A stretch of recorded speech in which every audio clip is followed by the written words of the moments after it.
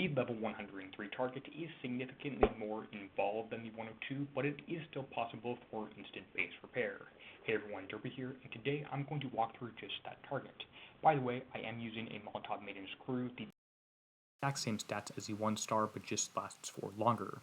First things first, it does matter where you enter this target. I like to enter just about the bottom right corner, southeast, or 3 or 4 o'clock, 4 o'clock, more like that. I do this because I can get this first siren right here and kill this thing before it gets involved in the target here. In general, I'm going to loop around the outside of the target clockwise and grab all the sirens that I can, including this first one I just triggered here. Now, your damage is fairly low compared to these things' health. It does take a long time to kill each one of these ships here, although the Flashbangs special weapon does help, which you just saw in the orange right there. That blast is pretty important. I did just run into a torpedo there, by the way. I would generally tend to recommend against that. But, oh well, I did it, so we're going to do it hopefully not any more times in the target. Try and stay moving if you can, and try and stay so you're not hit by these sirens. Each one of those is probably about 10 minutes of repair time added. Now, you might be tempted to run in instantly here. I'm not going to do that because I know this one was going to swing around, and it's going to continue to follow me around the target. If I do go quickly, I can grab these 3 ships here before that happens, and I'm not going to need to worry about any of the rest of that stuff. If you are wondering, the mountains will block the siren projectiles if they are behind the mountains at the time the siren does fire. After has no benefit if you duck back behind there after the things fire, but if you're there before the fire, then yes, they are blocked. In any case, going to go ahead and kill the rest of the things here, duck behind the mountains right there, which you just saw. Now we're going to have one siren going up this path and one going up this one, with smart torpedoes being launched in from ships for the rest of the target, so let's duck back behind these and get closer to them, because when the first one comes out here, we are going to get close to it, and we're going to just blast him in the face so he can't do any more damage, because he's going to be dead. At the same time, we are going to be behind the mountains from the second siren, which is always a great thing to have happen. I probably don't take the same path twice in this target if I hit it, in 10, 12 times, because like I said, things do change around a lot.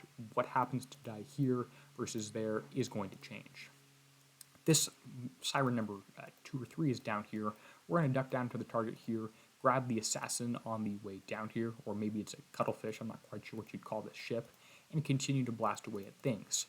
I'm going to get close to the bottom one right here, but at the same time, I'm not going to engage or fully commit on that one yet, because I know the next siren is going to swing up and around here, so we're going to move towards the top of the target pretty rapidly so I don't get caught in its blast, which I was really close to doing right here. Once I'm in the center of the target, I'm just going to continue to dance around here, staying close to each one of these, so whichever way they move, even if it is a fairly predictable pattern, I'm going to be inside their minimum firing range, so I'm not going to get hit by those.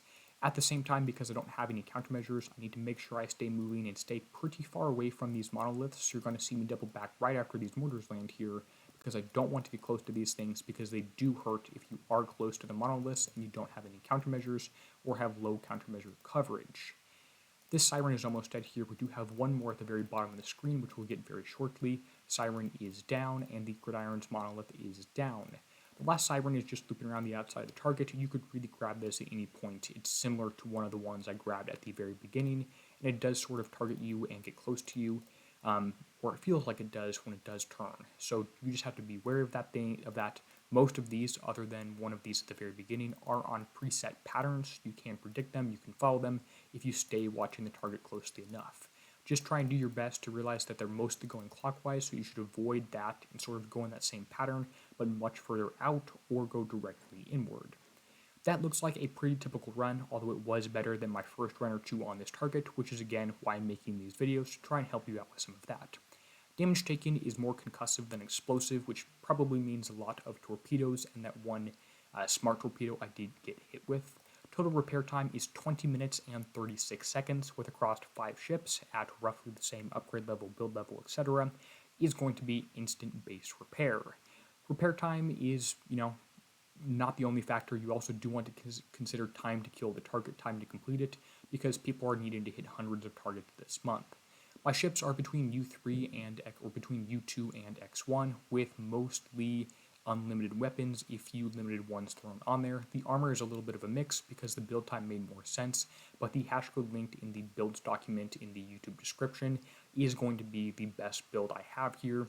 Notice again there are no countermeasures. I probably would not build the same thing again so I can continue to auto more targets in the future, but I'm not going to change it from what it is right now either. If you do have any questions on any of this target, this build, this raid, go ahead and let me know in the comments and I will get back to you.